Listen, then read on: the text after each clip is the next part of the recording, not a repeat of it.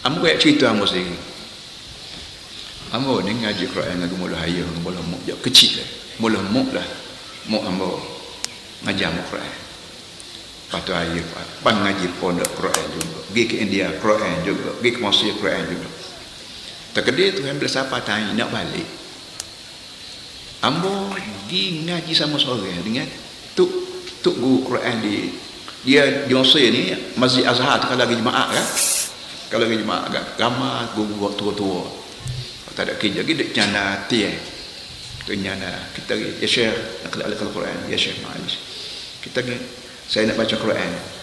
Saya pergi congok duduk depan tu tua, dia kerja dia dah mengajar budak-budak sekolah-sekolah dia. Baca tahu ya. Alhamdulillah insyaallah. Akhir dia tanya apa? Bita Quran kata dia. Bita Quran mau baca berapa? Allah terkejut kamu.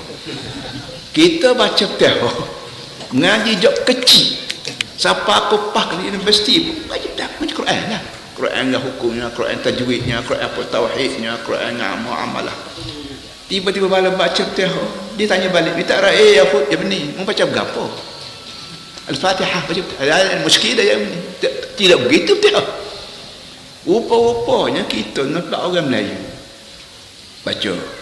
A'udzubillahi minasyaitanir rajim. Bismillahirrahmanirrahim. Alhamdulillahirabbil alamin. Kita bahasa kena ada. Dia ta'alif nak a'udzubillahi minasyaitanir rajim. Bismillahirrahmanirrahim.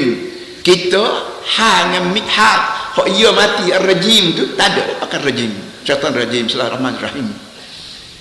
Tak ada ia. Perangai orang Melayu Kelantan ni dia getuh. Dia getuh perangai Kelantan. Perangai kecil Melayu Kelantan dia getuh. Nak pergi mana mama? Nak pergi mana? Nak pergi ke mana? Betul. Tapi nak pergi mana tadi? Nak kata berapa huruf tak ada. Nak pergi mana? Dia sedih ke mana dia sedih. Nak pergi ke mana? Jadi kita nak pergi mana? Mana boleh Cina tak reti nak pergi mana. Dia kena kata nak pergi ke mana. Barulah Cina reti. Tapi kita nak pergi mana dia kata, tak.